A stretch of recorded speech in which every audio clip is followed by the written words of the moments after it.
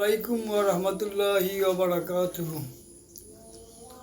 আমি আইজ লন্ডন প্রবাসী জনাব ইসফাক ভাইয়ের মা জননী ইউটিউব চ্যানেল তনে আপনার সামনে আইছি দুইটা কথা হওয়ার লাগি। আমার জনাব ইসফাক ভাইয়ের মা জননী মঞ্জিল ইউটিউব চ্যানেলের আমি একজন সদস্য, আর সদস্য হিসাবে আমি আপনাদের কাছে একটা প্রস্তাব রাখতাম চাইলাম। বাংলাদেশ গত 5 তারিখ তো বাংলাদেশ আবার দ্বিতীয়বার স্বাধীন হইল। আলহামদুলিল্লাহ সুম্মা আলহামদুলিল্লাহ।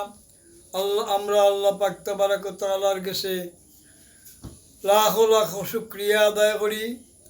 আর আমরার যত ভাই আইন বইন আইন শহীদ হইসইন এরার আত্মার মাগফিরাত কামনা করি।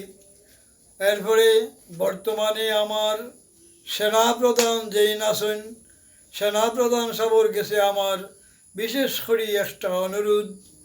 আমরা দ্বিতীয়বার স্বাধীনতা লাভ করছি, আপনি আপনার কাছে দায়িত্ব।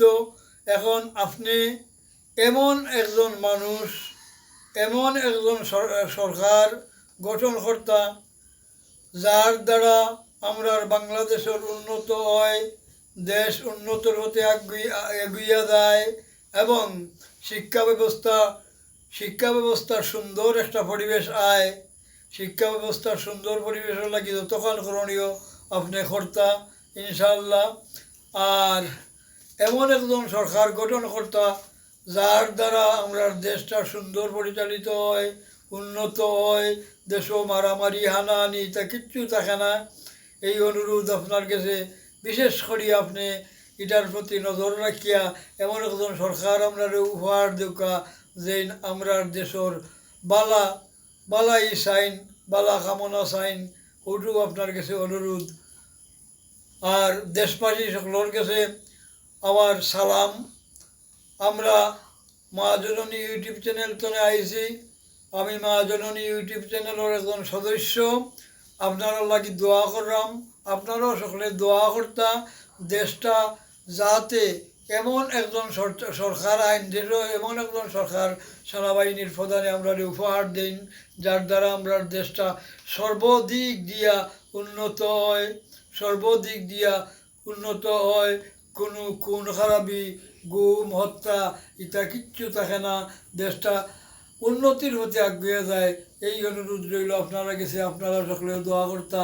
আসসালামু আলাইকুম ওয়া রাহমাতুল্লাহি ওয়া বারাকাতুহু। আসসালামু আলাইকুম সম্মানিত ভিউয়ার্স, আপনারা দেখরা মা জননী মঞ্জিল ইউটিউব চ্যানেল। এতক্ষণ জাতির উদ্দেশ্যে ভাষণ দিলা বাটি বাংলার সিংহ পুরুষ, বিশিষ্ট আলেমে দিন, বিশিষ্ট সালিসি বিচারক হজরত মৌলানা ফয়জুর রহমান কিরানি সাহেব মাদ্দাজুল আলিয়া দামাত বারাকাত। তাই ভাষণের মাঝে অনেক দিক নির্দেশনা দিছেন। আশা করি আর্মি প্রধানের যে ফটো দেখলা তাই এটা গ্রহণ করবা, নাইলে বাটি বাংলার সিংহ পুরুষ তাইনও আবার আন্দোলনের ডাক দিবা। যাই হোক, আমরার দেশও বর্তমানে যে সরকার পতনের পরে যে অরাজকতা লুটফাট চলে, এটা আমরা মোটেও কাম্য নয়।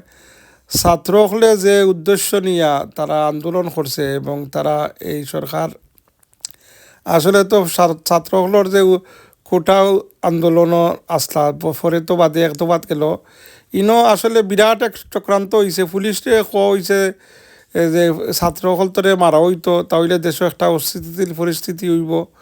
আর এই ফায়দা লুটের ওখান বোঝা যার ক্লিয়ার এটার মোটিভ কিতা।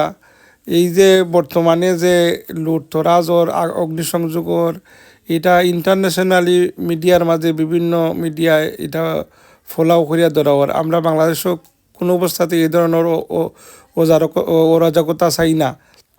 আমরা চাই নন পলিটিক্যাল একটা ক্যাবিনেট গঠন করা অতি সত্তর, এবং আর্মি তাদের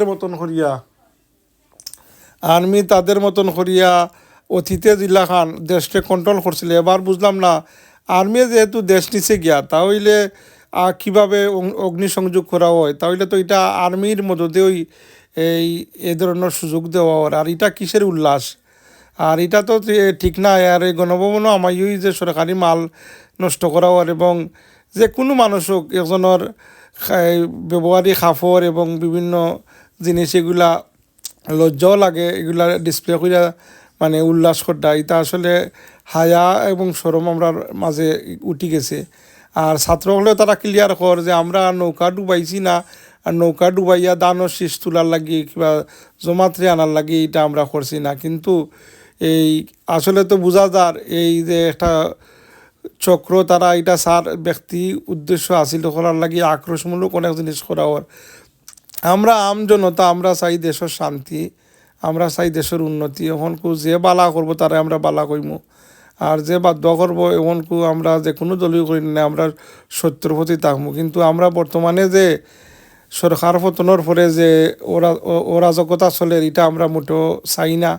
আর আমরা চাই না আর্মির মদতে আরবার করিয়া নতুন করিয়া যে অতীতে যে সরকার বিএনপি জমাত এরাও আরবার গতিতে আইতা। আমরা চাই নয়া ফ্রেশ কোনো মানুষ যাতে বাংলার আপামর জনসাধারণের এরার বালা পায়, দেশের সাধারণ মানুষের দুঃখ দরদ এরা বুঝে, এ ধরনের মানুষ আমরা চাই। আমরা চাই না কোনো লুটতরাজ।